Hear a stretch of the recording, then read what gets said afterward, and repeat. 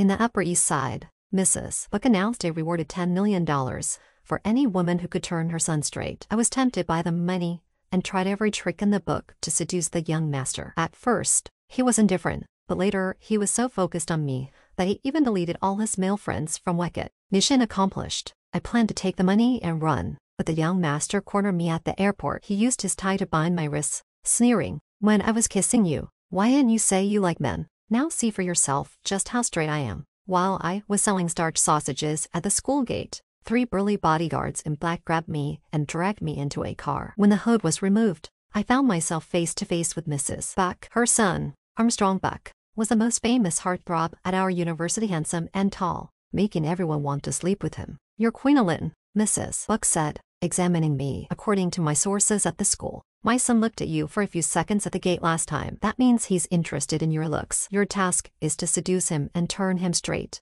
I was shocked and wide-eyed. The young master really is. Suddenly, the burly man behind Mrs. Buck cracked his knuckles ominously. My neck went cold. I realized I might be at risk of being silenced for knowing this family secret, but as an ordinary person, I decided to resist the evil capital power. "You can't insult me like this. I'm not the kind of person who sleeps around with men. I absolutely will not." Mrs. Buck interrupted me. "10 million, though $1,000 is a lot." I couldn't. I suddenly looked up, astonished. 10 million.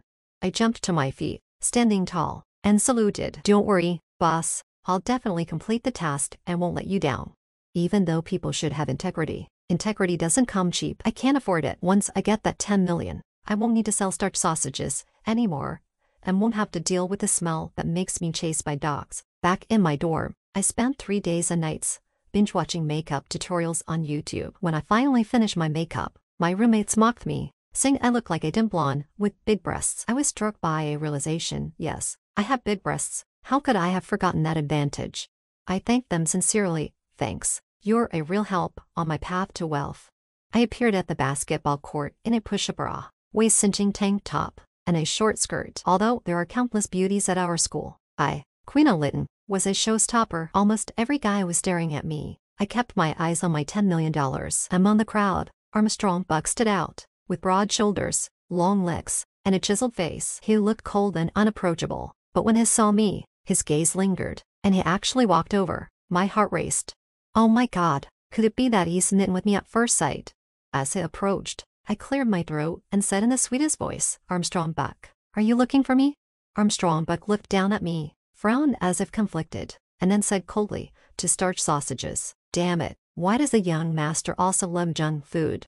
As I gritted my teeth and prepared the sausages, I stole glances at Armstrong Buck, who was standing by the stall waiting. He looked aloof, his hands in his pockets, and he was focused on his phone. I handed him the sausages and tried to strike up a conversation. "So, Armstrong Buck, you're so handsome, Mato, you have a girlfriend?" His expression remained indifferent. "No, aren't you considering finding someone?" "I'm not interested in women, of course." Undeterred, I followed him as he was about to get into his Maybach, holding up the sausage machine. "The city inspectors are coming. Can you let me hide for a bit, Armstrong Buck, please? Surely, you don't want to be someone who ruthlessly pulls out sausages." I bent over pleadingly at his car window, my big eyes blinking. Armstrong Buck glanced at me with irritation. When his eyes fell on my open neckline from bending over, he swallowed hard and quickly looked away. His voice was as cold as ever. "Get in, but don't come near me." Just as I was about to thank him sweetly, he added coldly, "And don't speak." I followed Armstrong Buck to a bar. He Saturday in a booth with a group of friends, and I shamelessly Saturday at the edge with my sausage machine. I even managed to sell 10 more sausages, while making a bit of money. I had missed my $10 million. I listened carefully to Armstrong Buck and his friends. "Armstrong, Aaron didn't mean to con you. He was just deceived by that woman, Erin Gregory, the same Aaron who messed with Armstrong Buck." "Oh no, are they rekindling their romance? This could turn into a cliché drama." I moved closer, and despite the noisy surroundings, I caught snippets of their conversation. Erin Gregory was saying, "Armstrong, I wasn't trying to cheat you. I was deceived by that woman after all these years. Can you give me another chance?" I couldn't believe Ida Two-Timer with the gall to ask for reconciliation. Armstrong Buck looked somewhat conflicted. As expected, he coldly replied, "If you want to come back, we need to set some ground rules." Oh my God, why is he so lead-struck? I was both frustrated and anxious, rushing forward to stand between them. "Armstrong Buck, don't listen to this jerk's lies. He's just trying to fool you. If he's done you dirty once, he'll do it again." Aaron Gregory stared at me for a moment, his eyes lingering on my chest before he managed to look away. Armstrong Buck's face darkened instantly. He yanked me behind him and coldly said to Aaron Gregory, "Get lost." I said, "Get lost?"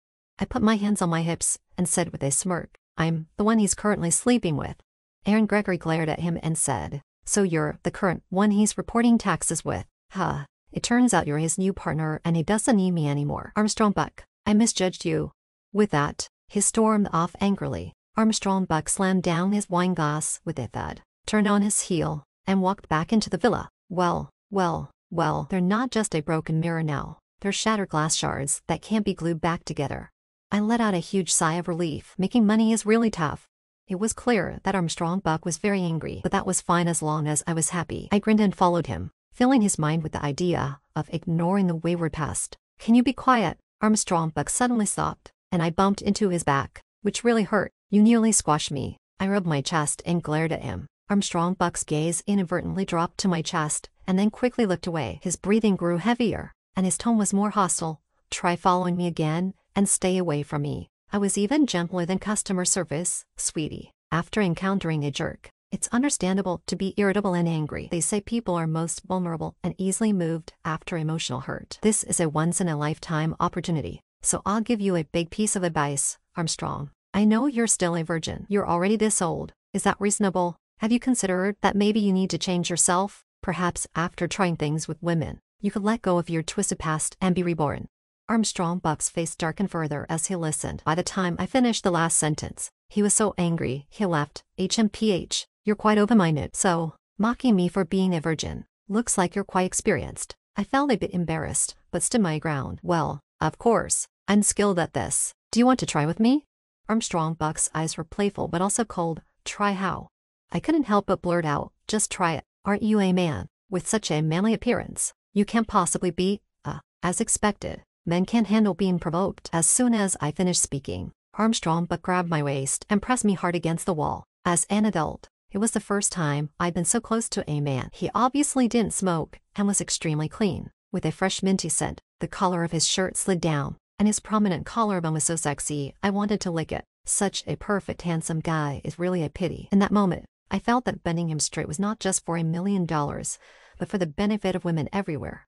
"Dare to say I'm Armstrong?" Buck looked down and sneered. "You have more courage than your chest is big." I honestly shook my head. No, I'm sure you're not." He was clearly upset, which meant he was being called out, of course, would make him unhappy. Armstrong Buck's face softened a bit. He leaned closer, his hot breath on my face. "Are you experienced? Why don't you make a move?" I was tense under his gaze, but didn't want to be looked down upon. So, I wrapped my arms around his neck, stood on my tiptoes, and boldly kissed him, but I was too short and missed his lips. Instead, I ended up kissing Armstrong Buck's Adam's apple. He seemed to make a muffled sound. Before I could react, he pinched my face and kissed me fiercely. This time, it was my turn to make a sound. At first, it was just his lips against mine, cold and soft, making my heart race and my head spin. But soon, he started to tangle his lips with mine. I was almost in tears from the kiss, confused and disoriented, and ended up on the bed. My top was kissed off. I used to think Armstrong Buck's indifference was due to a complete lack of interest. Now I realize I was wrong. Men really are like sports fans. Those bossy novels are not wrong. But Armstrong Buck was just playing. He didn't shoot even after I removed my skirt. He put it back on for me and walked away with a tent in his pants. Before leaving, he wrapped me up in the blanket. I finally experienced what it was like to be returned unopened. I thought he might have a hard time accepting the change from a straight guy to a gay one, but it turned out I was wrong. 2 days later, Armstrong Buck invited me to the villa again, carrying a big bag. I thought he had bought something nice for me, but when I opened it, I found 3 boxes of extra thin condoms and several Japanese DVDs. Turns out, he'd been catching up on missing knowledge. Suddenly, a shadow loomed over me. Armstrong Buck began unbuttoning his shirt and said, "Ready? I'm going to show you what kind of man I am. I'll show you just how fierce a virgin can be." I widened my eyes. "Wait, I just said a few words, and you're all defensive now. Is this how a man should act?" As soon as I finished speaking, Armstrong Buck pounced on me. I finally understood why he had prepared so many DVDs. He intended to perform each scene one by one. College students are scary. Their energy is even more intense than Koreans who don't sleep. I spent 3 days and nights in that villa, trying every position imaginable. After that, who would still want a virgin? However, after our first time, Armstrong Buck pointed at the bloodstains on the sheets and coldly sneered. So, you've been around. It's so hard to even write a bit. What a novice. I was exhausted from his relentless activity and retorted angrily. Yes, you're not a novice. You were at it for minutes on your first try. The condoms you used must be regretting ever being made.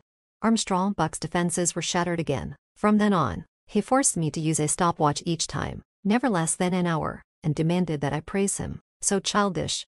That's how Armstrong Buck and I went from classmates to living together. The villa became our hideout. I suspected his mother had placed many spies around him. After our first overnight stay, I received an advance payment from Mrs. Buck, $3 million. I had never seen so much money in my life. After counting the zeros several times and checking my bank account repeatedly, I was sure it was real. When I was 7, my parents died from a boiler accident, and we only got a $200,000 compensation, all of which was taken by my uncle's family. Mrs. Buck also said that if I could stabilize my relationship with Armstrong Buck and make him completely straight, she would give me the remaining $7 million. I started buying bossy novels for Armstrong Buck to help him experience the touching love between men and women. At first, he was reluctant to read them, so I threatened him by saying I would undergo breast reduction surgery if he didn't. Only then did he reluctantly start reading. After reading a few books, he complained, "What kind of male lead is this? The female lead doesn't want him, and he's on his knees licking her. So pathetic. What a disgrace to us men.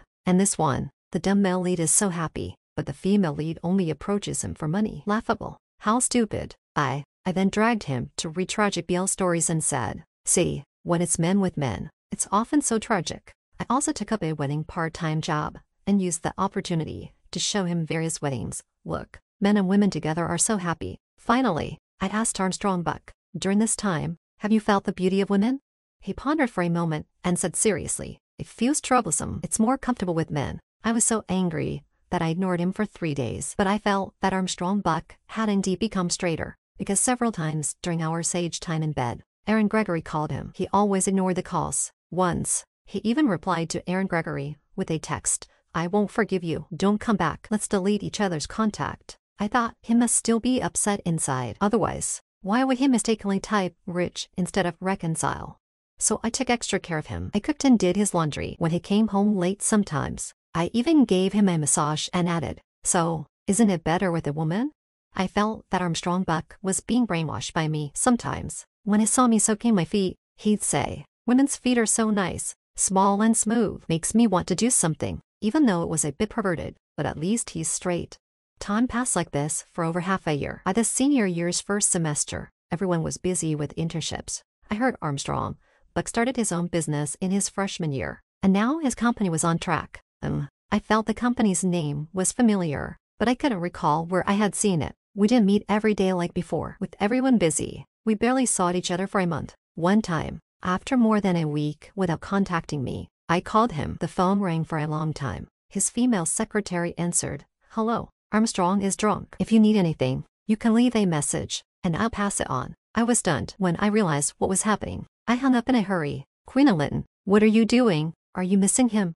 In our line of work, falling in love with a client is the worst mistake. I slapped my face hard to wake up. I Saturday alone on the bed, where we used to sleep. After thinking about it, it actually felt pretty good. He was Armstrong Buck. He wouldn't like starchy sausages anymore. He didn't need me anymore. After coming to terms with it, I stopped thinking about him. I focused on applying for schools abroad and various part-time jobs to earn money. During my free time, Armstrong Buck would occasionally text me, "Dee, check out your chest. I'm tired. Want to rest on it?" No response. "Isn't it said that women are best? What are you doing?" I couldn't comfortably say what I was doing because I was meeting with his mother. Mrs. Buck said, "You're doing well. My son is now less resistant to the topic of marriage. He even mentioned he might get married in the future." Then, Mrs. Buck's expression turned troubled. "But I absolutely won't agree to your marriage with him. You haven't been thinking about it, have you?"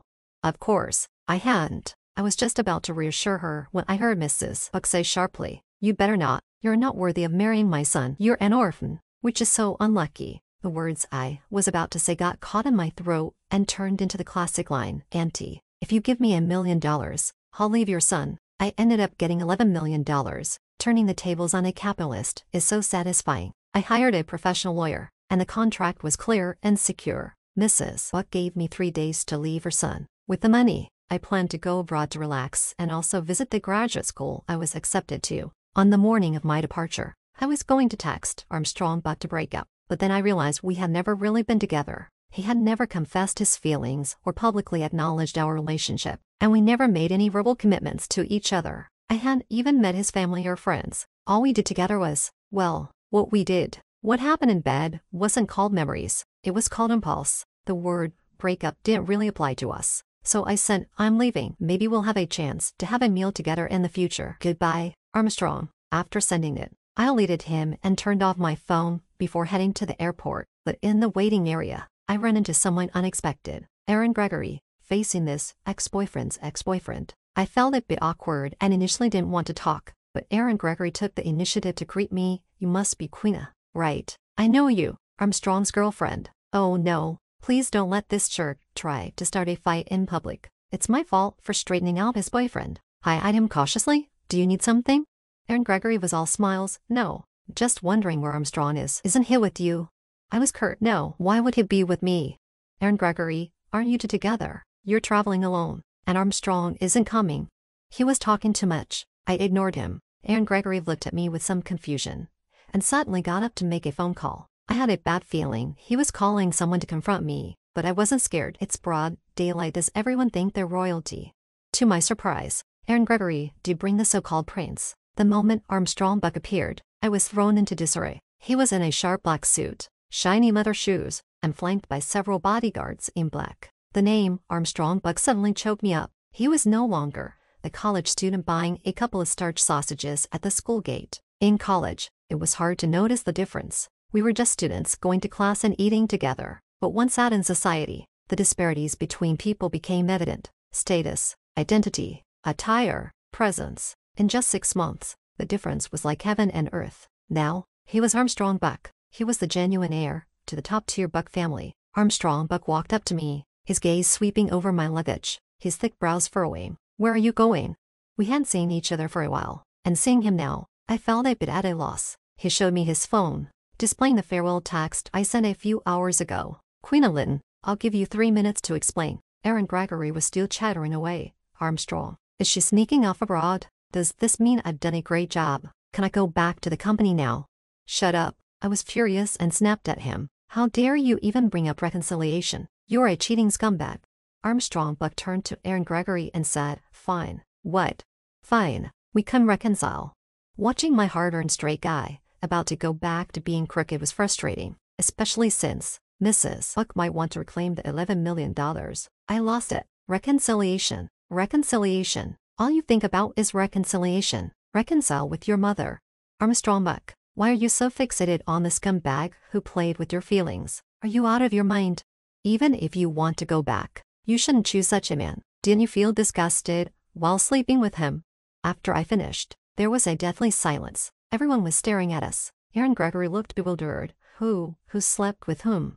Armstrong Buck's face darkened further than a pot of burnt coal. He stared at me for a long time, then smiled instead of getting angry. I am Queena Litton. Is this why you got close to me? It's my mom who found you. See, this is why he's called the prince's brain works better than others, and his logic is top-notch. If I weren't involved, I want to applaud him, but I had no chance to applaud. Armstrong Buck tore up my plane ticket, and his black-clad bodyguards took my bag and luggage. He easily dragged me out of the airport. He locked me up in the villa, the same villa where we had our wild 6 months. What are you doing, Armstrong Buck? This is illegal detention. He tossed me his phone, then called the police and report me. He grinned wickedly. You better hope I'm locked up for a while. Otherwise, when I get out, I'll make sure to deal with you. I thought about it and asked, isn't this fun? How long do you plan to keep me locked up? It's fun. You show me how domineering men can be in these novels. The male lead locks up the female lead for 3 years. His words left me speechless. Fine. If you're so capable, keep me locked up. Anyway, your mom will come to rescue me. I stood up to go to the bathroom. Armstrong Buck grabbed my wrist sharply. How much did my mom give you?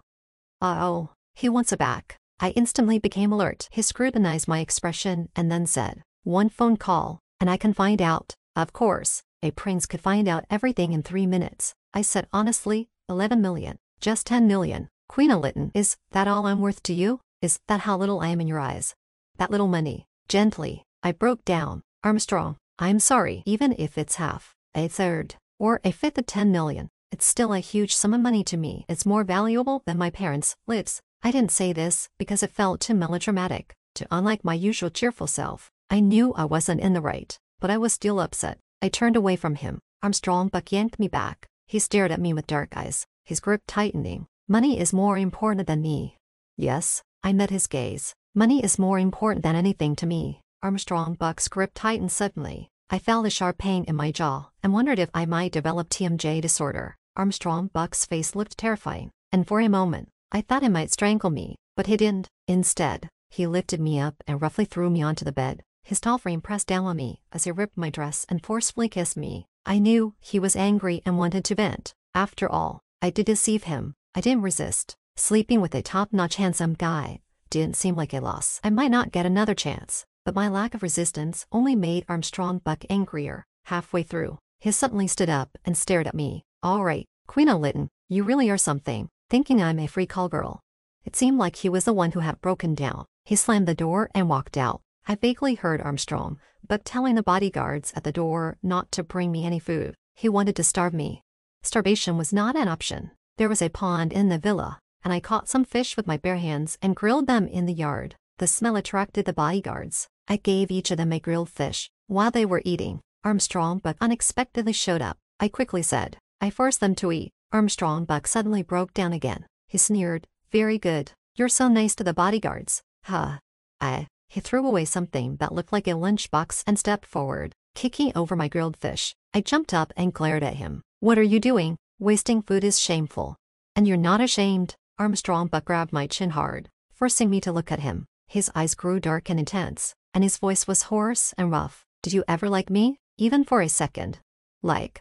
I was taken aback. In my 20 years of early mornings and late nights working for tuition, the concept of liking seemed too sacred and distant. To me, it wasn't about liking or not liking, but about whether I could. For example, whether I could afford dumplings, not whether I liked eating them. Liking was something I wouldn't and couldn't consider, so I thought seriously. From Armstrong Buck's recent CEO-like behavior, I didn't really feel any affection. If anything, during our time together, it was more about pleasing him, serving him both in bed and out, all for that 10 million. There were times when we lay on the couch watching TV, with him resting on my chest, lazily saying he didn't want to get up, or after a passionate night, lying in his arms, poking his abs with my finger, him kissing the top of my head, or us eating together, me snatching beef from his bowl while he playfully tossed cilantro into mine, or on a day with no classes, holding hands and walking around the villa. At those moments, I felt happy, and even now, looking back, it was a kind of happiness that still feels good. Is that happiness considered liking?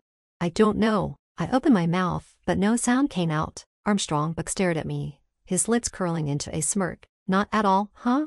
That's good. I'll tell you, I don't like you either. What a joke. How could I? You can leave now. Queen O'Lytton, don't let me see you again. Every time I see you, I'll make you regret it. I left quickly. I think we won't see each other again. I successfully went abroad. At first, studying abroad was exciting, but soon I found it quite dull. The food was terrible, and I thought it was a business opportunity. I teamed up with a local guy to open a small restaurant across from the school. We sold all kinds of food. The business was booming. I occasionally thought of Armstrong Buck, especially when I first arrived abroad feeling inexplicably sad when alone at night. That's when I would think of him, thinking of the time we spent together, his smile as he kissed me with his head down. I hardly remember my parents' faces now. He was the closest person I have been with in recent years, so it's probably normal for me to think about him. Anyway, I decided not to think about him during the day and allow myself to be a bit sentimental at night. But just as I made that resolution, I ran into Armstrong Buck at the store during the day.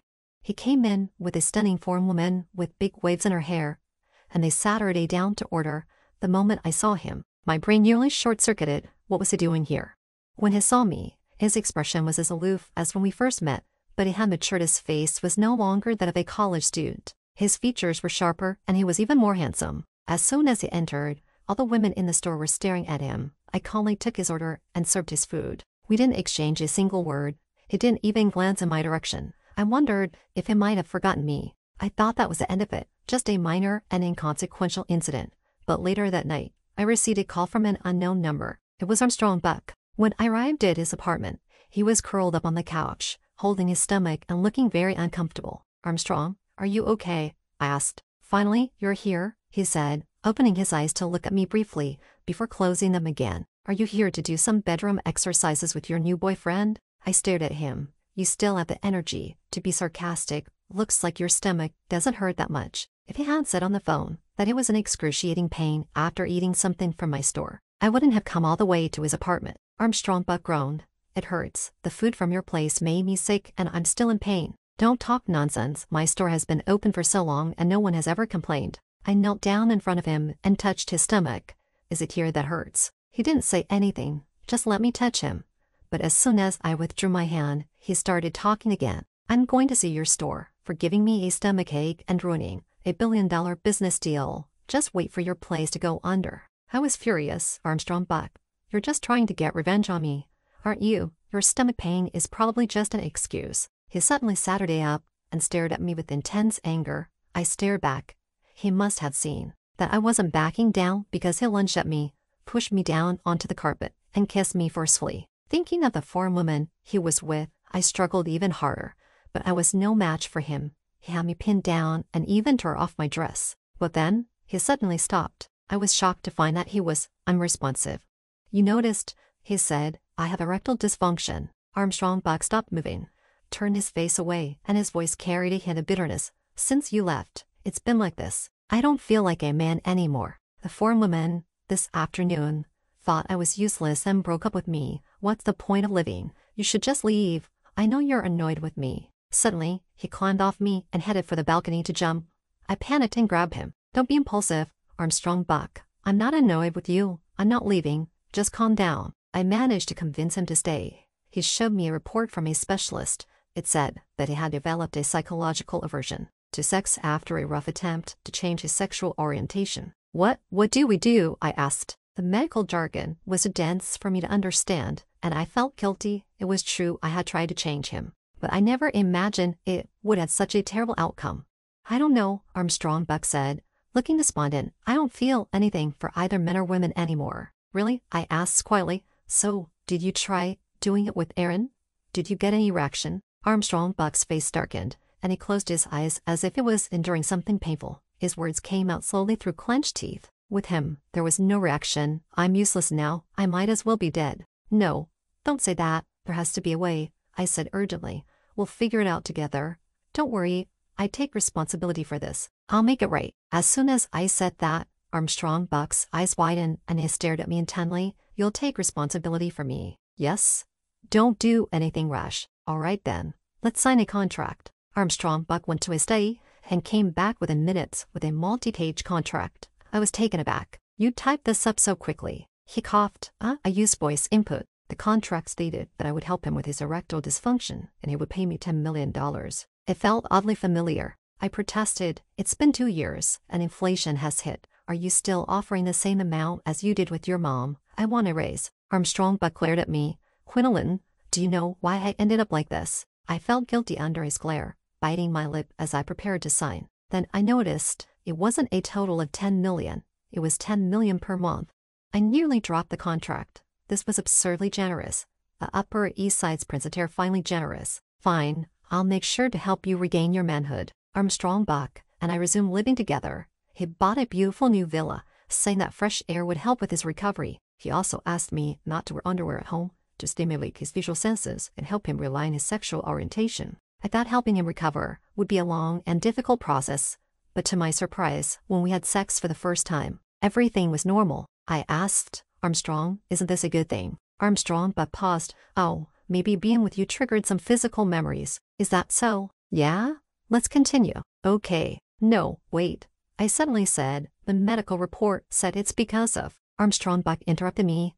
I know, you're disappointed in me. You look down on me. He turned and started heading towards the balcony again. I'm useless. I might as well die. Hey, wait. I rushed to grab him and pull him back to the bed. After that, I stopped asking questions. Each time we had sex, it was normal and there were no issues. He said he consulted a doctor, who mentioned that my hormones might be particularly suitable for him, and he rattled off a bunch of medical jargon in English. It was giving me a headache. So I just stopped listening and didn't want to ask further. As long as he was cured, that was enough. We didn't do it every day. I was busy with my studies, and Armstrong Buck was focused on expanding his company's international market. Time passed like this, day by day. A year later, my savings exceeded 100 million. I felt that it was too much money, and I didn't deserve it. I tentatively asked Armstrong Buck, "It seems like you're cured. Last night after my shower, I saw you had a strong reaction." Armstrong Buck stopped typing. "What do you mean?" "Well, I was thinking, maybe we should terminate the contract. You can't just keep paying me this much." Armstrong Buck was silent for a moment, then suddenly looked towards the balcony. I was flustered. Okay, I was wrong. I won't say anything more. You can keep your money." Another year passed. On the day of my master's graduation, after the ceremony, while still in my graduation gown, Armstrong Buck drove me to get our marriage license. His proposal was rather cheesy. He said, "Miss Queena Linton, I want you to permanently treat me." I broke into a cold sweat. I checked his phone and, sure enough, the latest reading was, "The wife is on top.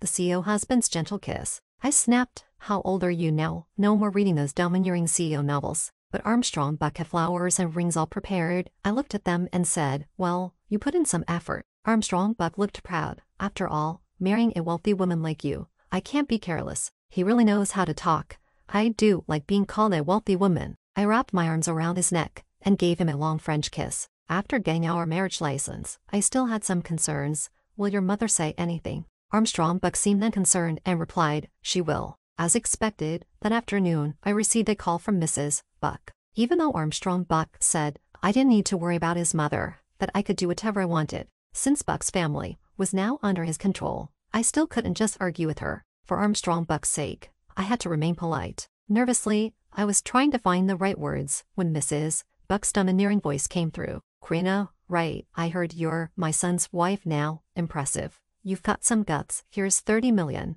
Your first child must be a girl. I don't want a grandson. What if it's another one? Just a waste of money on frivolous things. 30 million? Deal or no deal? Hello." I was left speechless. Armstrong Buck's monologue. Armstrong Buck was furious. That woman, Queena Linton, took his mother's money, mistreated him, and even thought he was having an affair with his business partner. And as if that wasn't enough, she actually tried to sneak away. For $10 million, she was ready to abandon him. Was he not worth that much? After all the effort he put in bed, and every time she said she liked it, was it all a lie? He was so angry that he confronted her. She didn't hesitate for a second to say that money was more important than him. No beating around the bush. At that moment, he was so enraged he wanted to strangle her. He stormed out and put her under house arrest. But after a few days, he couldn't resist and brought her some food. She, with no heart at all, was in the mood to cook fish. She wouldn't even pretend to cry for him. He asked her if she ever liked him. Queena Linton looked down, lost in thought, but didn't say a word. At that moment, Armstrong Buck felt what true heartbreak was. He told her to get out.